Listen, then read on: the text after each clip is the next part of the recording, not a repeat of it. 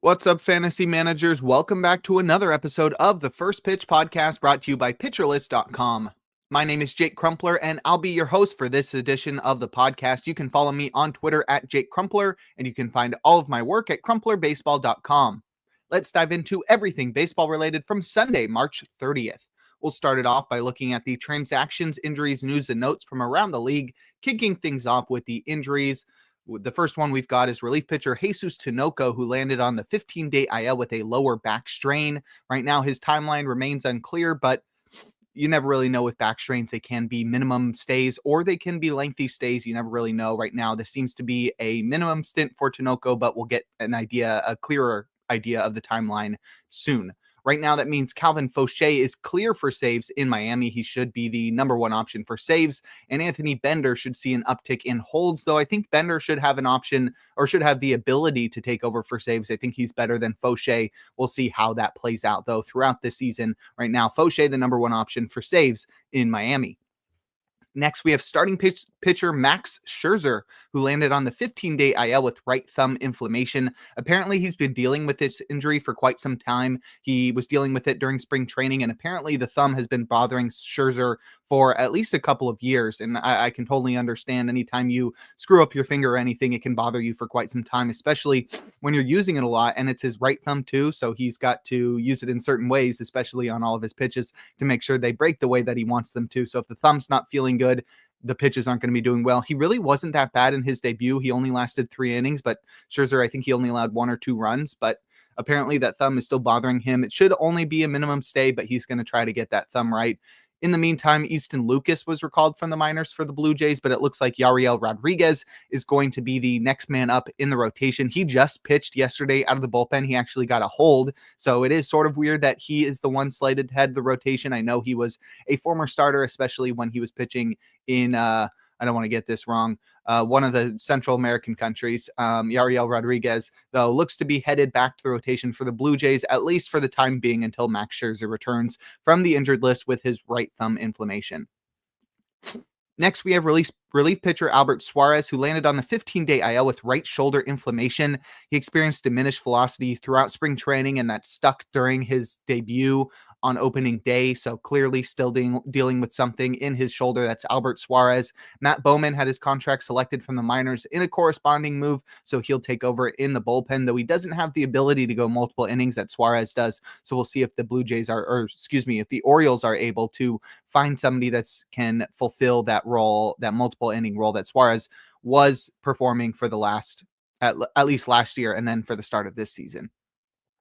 The last IL placement we have is third baseman Josh Young, who landed on the 10-day IL with neck spasms. He dealt with neck stiffness during spring training, so it's no surprise to see him land on the IL with a related neck injury. He got off to a pretty good start to start the season. I think he was 3 for 7 to start the year. So hopefully the neck stiffness is minor and it won't keep him out for too long. Right now, he's eligible to return April 8th, obviously 10 days after being placed on the IL. So Young could be back in the minimum time. While he's gone, though, Josh Smith is expected to take over at the hot corner for the Rangers, though he was out of the lineup on Sunday dealing with a quad injury. I think he'll be okay, but we could see some Ezekiel Duran at the hot corner, definitely against lefties. Duran should get some shots. Smith is a left-handed batter, so not the best against left-handed pitchers. You want to get Duran in there so we can see them splitting time at the hot corner, especially with Josh Smith dealing with a quad injury. And this is all a result, once again, of Josh Young landing on the 10-day IL with neck spasms.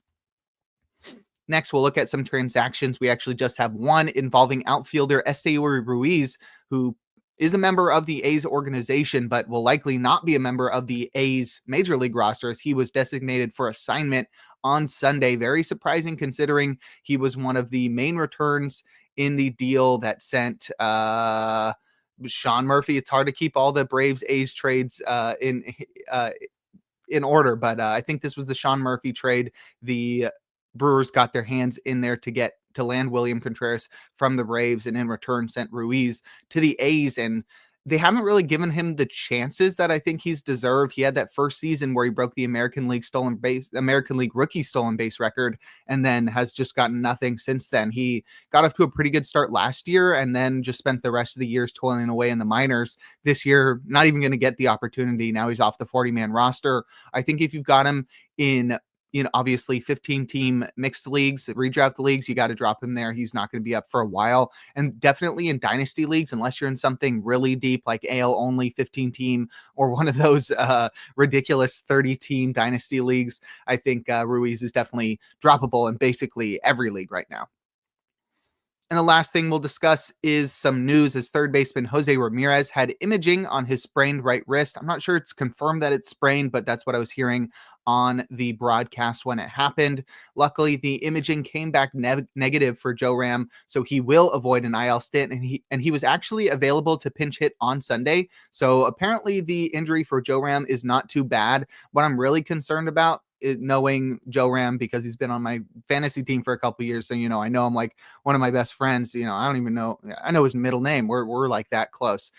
But anyway, Joe Ram, I think he's the type of player that's going to push really hard to play through this injury because he never wants to miss a game. And I feel like that could affect him. I mean, wrists are really important in being a human, but definitely when you're playing baseball and batting, it could really affect Joe Ram. So what I'm concerned about is that he pushes to play through this wrist injury, and then as a result, we see a downturn in performance on the field, and then he doesn't take the time he needs to fully recover, and then he never really gets back to what we want. So I'm hoping that this wrist injury for Joe Ram doesn't linger throughout the year and affect his performance. Right now, we're in the clear, no IL stint, but fingers crossed he doesn't see a downturn in performance moving forward.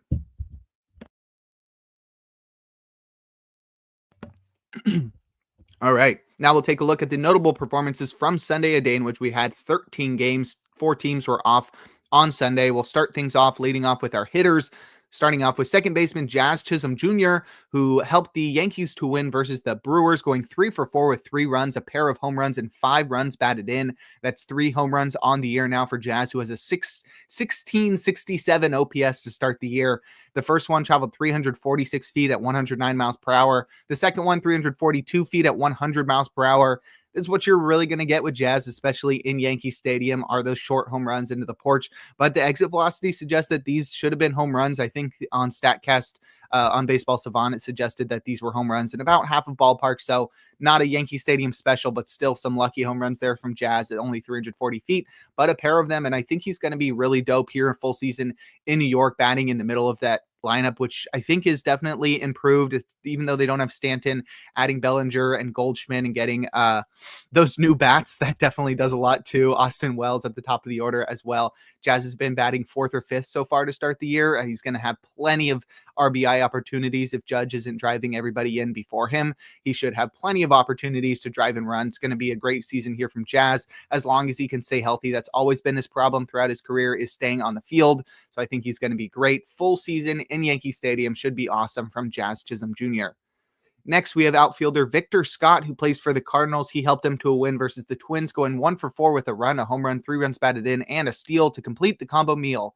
He's up to 1 home run and 3 steals on the year now. And Victor Scott, that home run went 396 feet at 100 miles per hour. And he's really carrying over that improved power from spring training that I talked up a little bit at the end of spring training. I think he had 4 or 5 home runs during spring training, which was notable because Victor Scott is known as a speed guy, a really good fielder in center field, and a guy who stole 90 plus bases in the minor leagues a couple of years ago.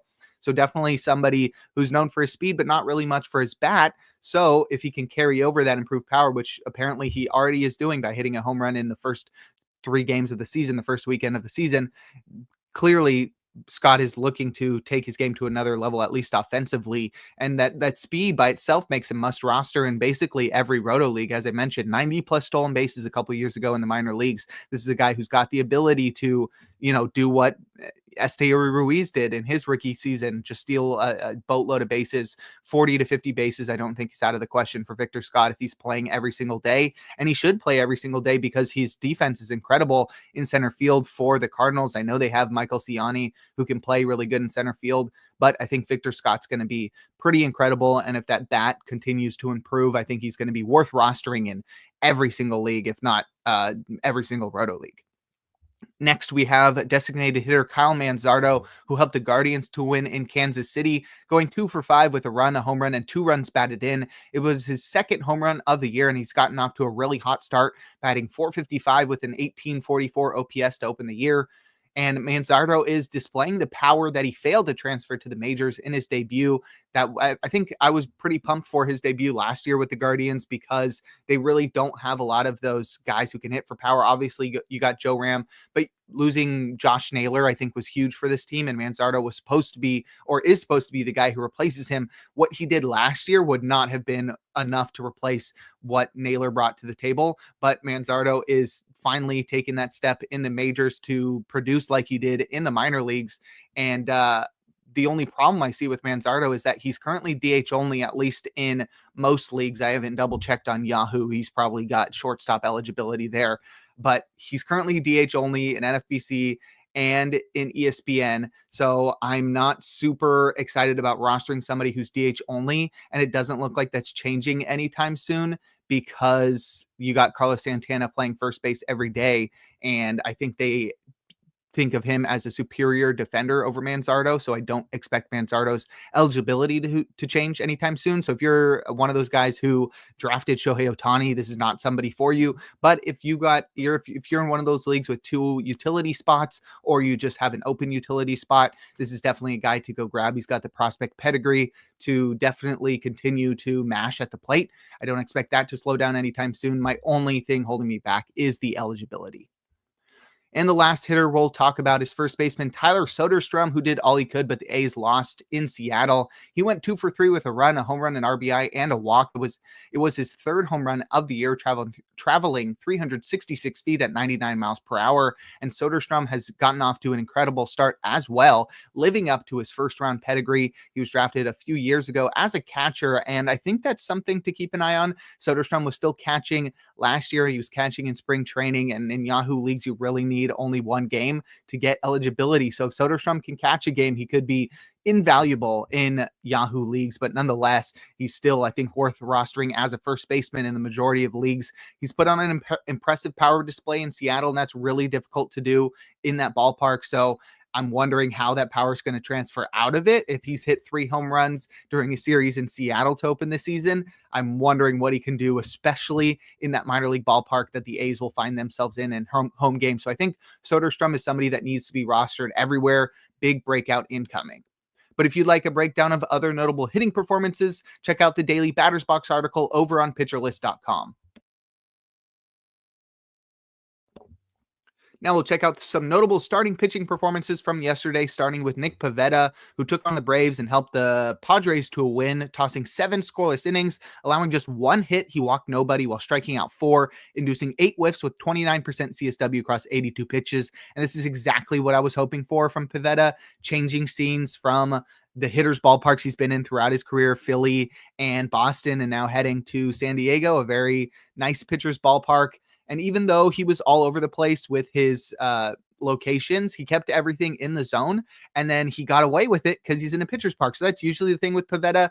You expect somebody who doesn't have great command to have high walk rates, but he's actually got good control. He stays in the zone, but that's why his home run rate's so high, because he's living in the zone so much. But pitching in San Diego, the home runs are going to be down, and that's how he got away with it here. And it'll help too when you have 2 extra inches of IVB on your fastball, and he's got his IVB. He was already 98th percentile at like 19 inches of IVB last year on the 4-seamer, up to 22 inches in this start. Absolutely bonkers. If he can keep that up, that's going to be one of the best fastballs in baseball. And it really doesn't matter what else he throws with it, but he's got that curve that's dope as well. It was pretty much just those 2 pitches in that one, though he did throw in mix in the sweeper and the changeup, but I think he'll be fine with a 22 IVB fastball and that dope curve there. Should be fine there with Pivetta. He gets the Cubs next. I'm starting him there, and I'm excited for a breakout season here from Nick Pivetta on the Padres. Next, we'll talk about Jacob deGrom's season debut as he helped the Rangers to a win versus the Red Sox, tossing 5 shutout innings, allowing 2 hits and 2 walks while striking out 6. He induced 16 whiffs to earn the gallows pole, and 32% CSW across 73 pitches. So Jacob deGrom back earning a ton of whiffs. Fastball was up to 96.7 miles per hour. So inching up, we saw it down at 95 during spring training, but nice to see it up. And I expect it to continue to rise, and maybe we can see it get back all the way to 99, but I don't think he's going to need that necessarily. He really relied on his whole arsenal in this one.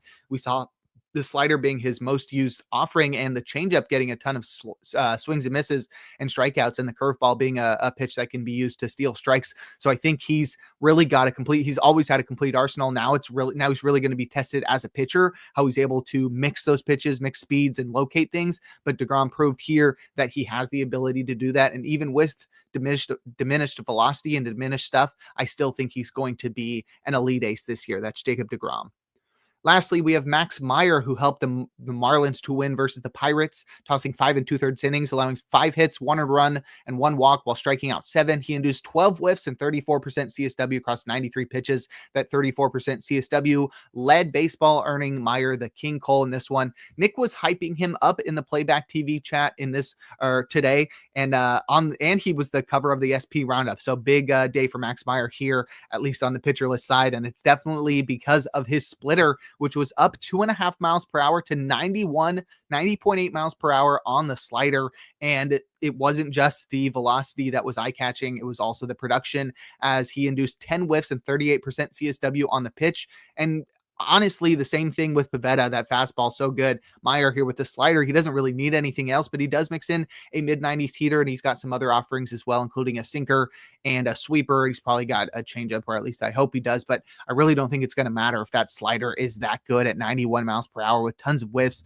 And he's always been known as a prospect with a great slider, so clearly showing that here. I'm pumped to see what Max Meyer can do this year. I'd be grabbing him everywhere. But if you'd like a breakdown of every single start from Sunday, give the Plus Pitch podcast a listen and check out Nick's daily SP Roundup over on pitcherlist.com. Now we'll head to the bullpen and check out the relievers that got saves and the closers that pitched outside of save situations or blew their saves. Starting with the former, Camilo Doval got save number 1. Ryan Walker is dealing with back tightness, so that's why Doval was in here. But the Giants think Walker will be okay tomorrow, meaning Monday. So we should see Walker back in save situations, but it's clear now that Doval is the first option for saves after Ryan Walker.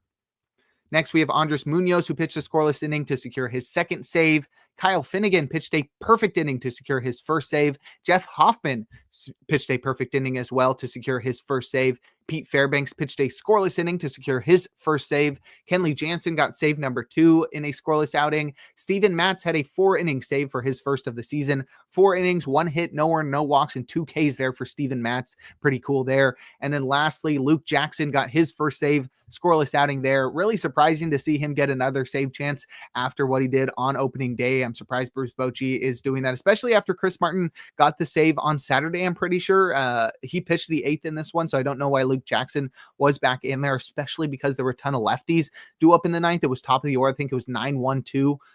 David Hamilton led off, and then it was some lefties. Hamilton didn't beat him, but the other lefties did. I think Devers had a double and Duran had a walk, or maybe it was the other way around. But I don't think they want to keep using Jackson in the 9th, especially with lefties up. He's not a guy that has the weapons to get lefties out. So still concerning. Made it through here, but I'd be scared rostering Luke Jackson. Now we'll talk about closers to pitch outside of save situations or blow their save, starting with Justin Martinez, who got the final 2 outs of the 8th, and then was followed by AJ Puck, who pitched the 9th up by 4. Not really sure what's going on here. I think both of these guys are still in the mix. Keep them both rostered. Next, we have Trevor McGill, who got an out in the 7th. He's still the closer. I think they wanted to just get him some work. Next, we have David Bednar. He pitched the 9th in a tie game. He got the loss. He threw a wild pitch that allowed the game-winning run to score. So really losing a lot of confidence in David Bednar early on. He's really had a rough start to the season. I'd still hold on to him, as Colin Holderman allowed a run in this one as well. So it looks like Dennis Santana maybe your best shot at getting the next shot at saves in Pittsburgh. But Bednar, I wouldn't drop just yet. Definitely a rough start to the season, though. Next, we have Calvin Fauché, who pitched the 8th in a tie game. Anthony Bender pitched the 9th, so maybe there's something to read into there. Maybe Bender's got a leg up over Fauché with Tinoco on the IL, but I wouldn't be dropping Fauché. I would be putting Bender on my watch list. Lastly, we have Emmanuel Clase, who pitched the ninth up by 4. He was perfect other than hitting Jonathan India in the face. I guess it was like in the side of his helmet, so not technically in the face. India left the game immediately. I haven't heard anything about it, but he's probably going to be fine. He walked off. He looked pretty fine. He wasn't bleeding or anything. It hit him in the helmet. But yeah, really scary, especially coming from a guy who throws 99 miles per hour. But if you'd like more info on the relief pitching performances from this whole week, make sure to check out Rick Graham's articles over on pitcherlist.com coming out throughout the week. And before we look forward to today's games, we're going to take a quick break. Now we'll look forward to Monday, March 31st, a day in which we'll have a full slate of 14 games. I guess not a full slate, misspoke there.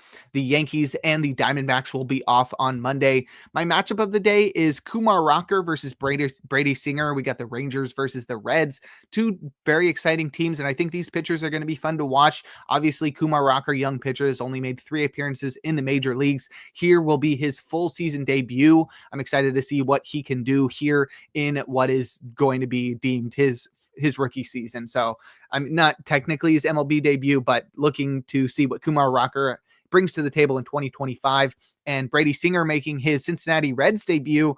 Never been a guy who's touted Brady Singer, especially on the Royals and now heading to Great American Ballpark. I'm not really pumped to see or pumped to roster him in fantasy, but I am hoping that he finds some success here in his team debut against the Rangers. Now we'll take a look at the probable starters. We got 3 guys in our auto starts tier. We got Tyler Glasnow versus the Braves, Christopher Sanchez versus the Rockies, and Drew Rasmussen versus the Pirates. Our probably starts tier has 4 guys, and that's where we'll find our streamer of the day in Jackson Jobe in Seattle. I'm surprised he is rostered so little to be able to be labeled as streamer, but nonetheless, Jackson Jobe in Seattle. I mean, it's a great spot to stream him as well, even though it's early in the season. Maybe he's limited to just 4 innings or 5 innings, but I think Jackson Jobe is elite. He should be rostered everywhere just because of his prospect pedigree and the potential that he has to break out and become an ace. But here in Seattle, in that ballpark, I think he's got the ability to turn in a really good start. And you should at least be streaming him and then, praying that he has some success there and that you can continue to hold him throughout the year.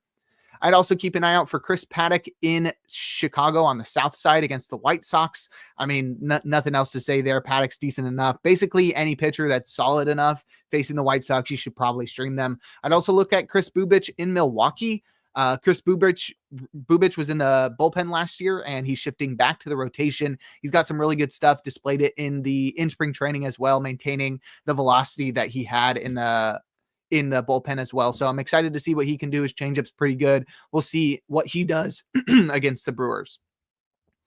In terms of hitter suggestions, I'd look at Padres and Guardians hitters. The pitching matchup there, I think, is ripe for targeting some streaming hitters. Kyle Hart is making his return to the MLB from KBO for the Padres. I think he's a lefty. I shouldn't have said that. Now it looks like I don't know what he is. I'm pretty sure he's lefty. I want to stick with that. Kyle Hart facing the Guardians, though. I'm not too sure he's going to have tons of success here. It's always hard making that transition back stateside, but we'll see what he does in the first start. I'd be targeting some Padres hitters here, or at least Guardians hitters there. I would also target Padres hitters as they take on Luis Ortiz of the Guardians. The offense there for San Diego is off to a hot start. They're 4-0 to start the season, so maybe you can continue to ride that hot streak on the offensive side. I'd also look at Royals hitters. They're taking on Elvin Rodriguez, who pitches for the Brewers. The Brewers just got absolutely trounced by the Yankees in Yankee Stadium. I think it's been spoken about enough. I don't think it was just the bats. I think the Brewers pitching had something to do with it. Rodriguez hasn't pitched in the majors since 2023. He's also a young guy. So I target some Royals hitters here, see if you can take advantage of Elvin Rodriguez. And now we'll close things out with our relievers to watch. We'll start it off. Jeff Hoffman, I think he's gone back-to-back, so I'd go for Yimi Garcia or Chad Green. Garcia is likely to be the number 1 shot for saves, but he's pitched a little bit more than Chad Green recently, so maybe Green gets a shot at a save. Kenley Jansen has pitched back-to-back, but so has Ben Joyce, so maybe Brock Burke gets the save. I really have no clue here. This is the situation you run into when you got a young guy like Joyce and an old guy like Jansen. You don't want to push Jansen 3 days in a row, especially with his injury history. And you also don't want to push Joyce 3 days in a row with his injury history. So we may get some surprise like Ryan Zephyr-John save or something like that. But I'd go for Brock Burke if you're shooting for a save on the Angels on Monday.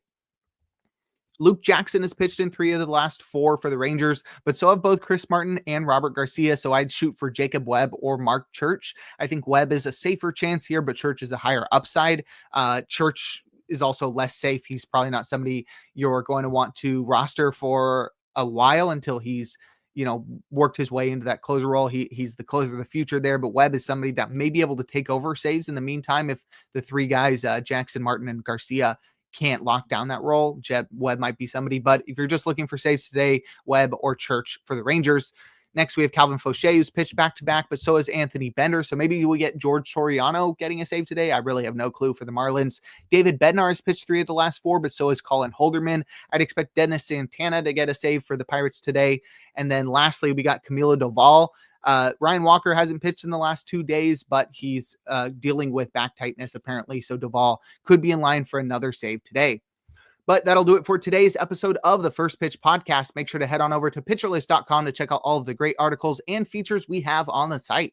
Sign up for PL Plus or PL Pro to gain access to the Discord and to support the Pitcher List staff. You can follow me on Twitter at Jake Crumpler. Tune in live on YouTube tomorrow and every day for a new installment of the podcast. And make sure to enjoy the day as we're blessed with another day of baseball.